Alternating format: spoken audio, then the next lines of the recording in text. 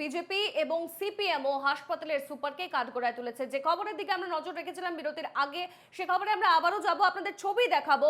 ESI হাসপাতালের, Baltikuri ESI হাসপাতালের করুণ ছবি দেখুন। স্বাস্থ্যের বাড়িতে যেন ঘুঘুর বাসা, এবং কোভিড কালে এই হাসপাতালে তৈরি করা হয়।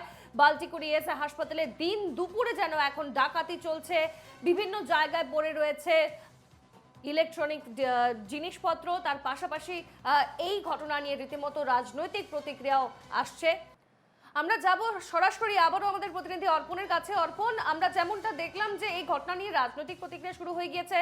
বিজেপি দিকে সিপিএম তারা কিন্তু আঙুল তুলছে হাসপাতালের সুপারের দিকে, কি জানাচ্ছ? দেখো, একেবারেই এই ঘটনার কিন্তু সুপারকেই দোষী করছেন সাধারণ মানুষ থেকে রাজনৈতিক দলের নেতারা। এবং এই ঘটনার সঙ্গে তোমায় বলবো যে যেহেতু 4 বছরের ব্যবধানে একের পর এক এই যন্ত্রাংশ চুরি হয়ে গেছে, তো কেন প্রশাসন, কেন কোনো হাসপাতালের এই রক্ষণাবেক্ষণের দায়িত্বে কেউ কি ছিলেন নাকি ছিলেন না, এইসব নিয়ে কিন্তু বিভিন্ন ধরনের প্রশ্ন উঠছে কিন্তু সমাজ মাধ্যমে। এবং সেই মতোই কিন্তু সাধারণ মানুষদের আবারও বলছি, পরিষ্কারভাবে তারা জানিয়েছেন যে এখানে করোনার সময় কিন্তু যারা ভর্তি হয়েছিলেন রোগীরা, সেই সময় কিন্তু ঠিকঠাক তারা ব্যবস্থা পেয়েছিলেন, ঠিকঠাক ট্রিটমেন্ট পেয়েছিলেন। কিন্তু এই তারপর থেকেই, অর্থাৎ করোনার সময়কাল চলে যাওয়ার পরেই আস্তে আস্তে কিন্তু চুরি যাওয়া, যে সমস্ত জিনিস চুরি হয়েছে তারপরেই হয়েছে। সুপারও এই কথা কিন্তু স্বীকার করেছিলেন। তবে কেন প্রশাসনের নজরে এলো না, কেন সুপারের যারা ওখানে নিরাপত্তা কর্মী ছিলেন তারা কেন দেখতে পাননি, নাকি তারাই এই ঘটনার সঙ্গে জড়িত, এ বিষয়ে কিন্তু একটা ধোঁয়াশা রয়েছে। তবে রাজ্য এবং কেন্দ্র সরকারের তৈরি হওয়া এই হাসপাতাল ভবনটি, যেটা স্টাফদের কোয়ার্টার হিসাবে চিহ্নিত করা হয়েছিল, তবে পরিষ্কারভাবে তার মধ্যে কিন্তু পরিষ্কার পরিচ্ছন্ন ছিল। এবং এখন সেই জায়গা কিন্তু একেবারেই ঘুঘুর বাসা, এবং দিনে দুপুরে গেলে তুমি বুঝতে পারবে যে ভুতুড়ে একটি বাড়ির মতন হয়ে রয়েছে। একেবারে সেই ছবি আমরা আবারও দেখাবো, তুমি সঙ্গেই থাকো অর্পণ। এনকেটিভি বাংলা কথা বলেছিল হাসপাতাল কর্তৃপক্ষের সঙ্গেও, কিন্তু ক্যামেরার সামনে তারা কিছুই বলতে রাজি ছিলেন না।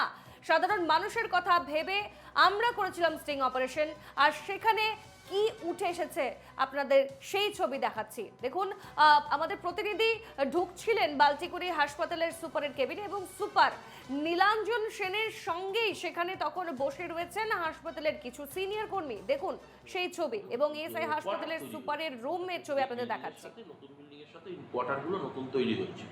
আচ্ছা, এটা কোভিডের সময়ই হয়েছিল। আমাদের তো এই বিল্ডিংটা হ্যান্ডওভার করে দেওয়ার কথাই ছিল জুলাই মাসে। নিরাপত্তা রক্ষী থাকা সত্ত্বেও নিরাপত্তা রক্ষী একটা হাসপাতালে থাকবে না, থাকা সত্ত্বেও অপ্রতুল ছিল না প্রতুল ছিল, সেটা আগে দেখুন যে এইখানে হাসপাতালে নিরাপত্তা রক্ষী কজন, এরিয়া কতখানি বলুন তো এই হাসপাতালে, ইউ হ্যাভ এনি আইডিয়া? না বলুন না।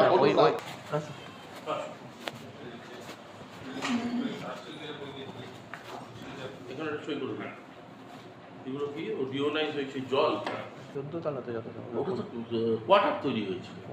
এই বিল্ডিং এর সাথে নতুন বিল্ডিং এর সাথে কোয়ার্টারগুলো নতুন তৈরি হয়েছিল। আচ্ছা, এটা কোভিডের সময়ই হয়েছিল। আমাদের তো এই বিল্ডিংটা হ্যান্ডওভার করে দেওয়ার কথাই ছিল জুলাই মাসে। নিরাপত্তা রক্ষী থাকা সত্ত্বেও নিরাপত্তা রক্ষী একটা হাসপাতালে থাকবে না, থাকা সত্ত্বেও অপ্রতুল ছিল না প্রতুল ছিল, সেটা কোয়ার্টার তৈরি হয়েছিল। এই বিল্ডিং এর সাথে নতুন বিল্ডিং এর সাথে কোয়ার্টারগুলো নতুন তৈরি হয়েছিল। আচ্ছা, এটা কোভিডের সময়ই হয়েছিল। আমাদের তো এই বিল্ডিংটা হ্যান্ডওভার করে দেওয়ার কথাই ছিল জুলাই মাসে 19-এ। তারপরে তো কোভিডের জন্য সেটা একটু ডিলে হয়ে গেল, হ্যান্ডওভার করে দিল, আমাদের শিফট তখনও হয়নি। তারপরে 20 পর কোভিড এসে গেল। কোভিডে তারপরে আমরা আর এখানে আসিনি, হেলথই এটাকে পুরো অ্যাকোয়ার করে নিয়েছিল, বাল্টিকুড়ি কোভিড হসপিটাল করেছি। কিন্তু তার আগে আমাদের একটা কোয়ার্টারে, আমি যতদূর দেখেছিলাম, একটা ওই অ্যালটমেন্ট দেওয়াও হয়েছিল।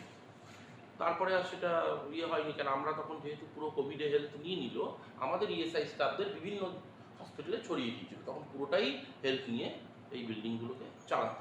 এখন আর সেই ব্যাপার নেই। যতটা চুরি হয়েছিল, তারপরে অন্য যেগুলো অক্ষত অবস্থায় ছিল আমাদের মাস্টারমশাইরা নিয়ে এসে ওই পাকা লাইট টাইট সেগুলো খুলে নিয়ে এসে বাধ্য হয়ে আমরা এইখানে স্টোরে রেখে দিয়েছি। ধরা হয়েছে, যা হয় থানায় নিয়ে যাওয়া হয়, তারপরে আবার তারা বেরিয়ে চলে যেত।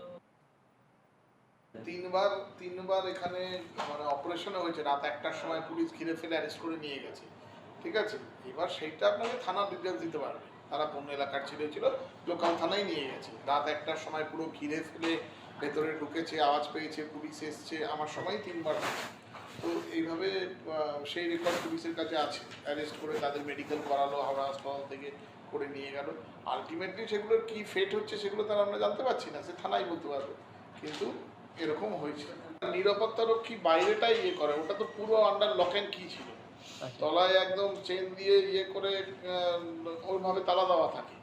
আর নিরাপত্তারক্ষী এইখানে বাইরে টহল দেয়, ওখানে ভেতরে থাকবে কি? ভেতরে তো কোনো লোকেরই ইয়ে নেই, পুরো সিল করা, নিচ থেকে দরজা সিল করা, কেউ ঢুকতেই পারবে না। থাকা সত্ত্বেও অপ্রতুল ছিল না প্রতুল ছিল সেটা আগে দেখুন, যে এইখানে হাসপাতালে নিরাপত্তারক্ষী কজন, এরিয়া কতখানি বলুন তো এই হাসপাতালে? You have any idea? না বলুন না, 50 একর। 50 হ্যাঁ, তার মধ্যে হয়েছে এবং পুলিশ ইয়ে করেছে, পুলিশ বারে বারে টহলদারি দিয়েছে। এখন যেটা হচ্ছে আমাদের যে সিকিউরিটির ঘরগুলো হয়েছে, এই যে বাইক নিয়ে লোকাল ছেলেরা করে ঢুকে যায়, এটা তো আটকানোর কোনো ব্যবস্থা হচ্ছে না। তাই জন্যই সিকিউরিটি ঘর করা হয়েছে যে এবার থেকে ওইখানে একটা আমরা লক গেট করবো, যে যাতে মানে ওই ওইটা বাইক আপনারা সিদ্ধান্ত নিয়েছেন যেটা করা হবে। হ্যাঁ, সিকিউরিটি রুম তো আপনারা ঢোকার সময় দেখছেন যে দুটো এইখানেও হয়েছে, পেছনের গেটেও একটা সিকিউরিটি রুম হয়েছে, দেখবেন মেন গেটের পাশেই কমলা কালারের। ওই দিক দিয়ে রাস্তাটা ছিল, এখানটা ইউজ হতো একটা রাস্তা হিসেবে, হুম, সব এখান দিয়ে যেত, গাড়ি ঘোড়া সব ওদিক দিয়ে বেরোনোর রাস্তা ছিল খোলা। আমি পুরোটা সিল করে দিলাম ওখানে ওয়াল করে, সেইখানে একটা আটকানো হলো, নইলে এখান দিয়ে পুরো শর্টকাট হতো, সারা বাঁকড়ার লোক এখান দিয়েই যেত, শর্টকাট হয় প্রচুর। ওয়ালটাও আবার একদিন একটা বাস ব্যাক করতে গিয়ে সেটা ধাক্কা মেরে দিল, করেছে এরাই করেছে, এই ইচ্ছা করেই করেছে। আপনারা দেখলেন স্টিং অপারেশনে যেখানে আমাদের প্রতিনিধি যায় এবং তারপর কিন্তু হাসপাতালের সুপার ও সিনিয়র কর্মীদের সঙ্গে কি কথোপকথন হয় আপনারা শুনলেন। তবে এই ঘটনা নিয়ে শাসক দলের তরফে কি প্রতিক্রিয়া শোনাবো আপনাদের।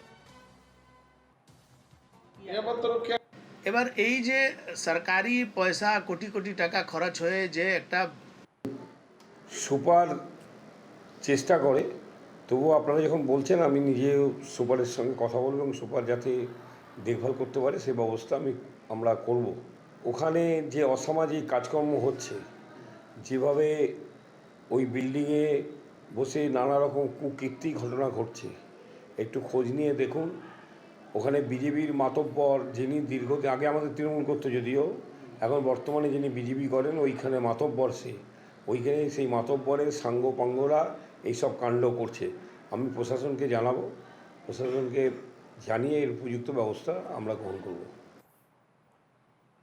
শাসক দলের এই প্রতিক্রিয়ার পর পাল্টা বিজেপির তরফে কি প্রতিক্রিয়া শোনাবো। এবার এই যে সরকারি পয়সা কোটি কোটি টাকা খরচ হয়ে যে একটা ভালো একটা ব্যবস্থা শুরু হয়েছে, যেখানে ডক্টর থাকবে, নার্স থাকবে, হসপিটালের স্টাফরা থাকবে, তাহলে তো ওখানকার মানুষ পরিষেবা পাবে। কিন্তু তারা থাকার মতন পরিবেশই পাচ্ছে না। সেখানকার স্থানীয় ওখানকার যিনি এমএলএ, তিনি ব্লক জেলা প্রেসিডেন্ট, ওনার ছেলেগুলো, ওনার যে চেলা চামুন্ডারা, তাদের তাণ্ডব আছে। ওখানে গেলে আপনি কয়েকটা নাম শুনতে পারবেন যাদের প্রভাব ওখানে চলে। যিনি এখন বিজেপির ওখানে মাতব্বর, সেই মাতব্বর হচ্ছে জাস্ট একটা ক্রিমিনাল। সেই ক্রিমিনালের যে সাঙ্গপাঙ্গ, তো সেই জন্য সুপার হয়তো ভয় পাচ্ছে। যখন অভিযোগ করলেন আমি নিজেও খতিয়ে দেখব এবং প্রশাসনকে দিয়ে যথাযথ ব্যবস্থা নেওয়ার গ্রহণ করব।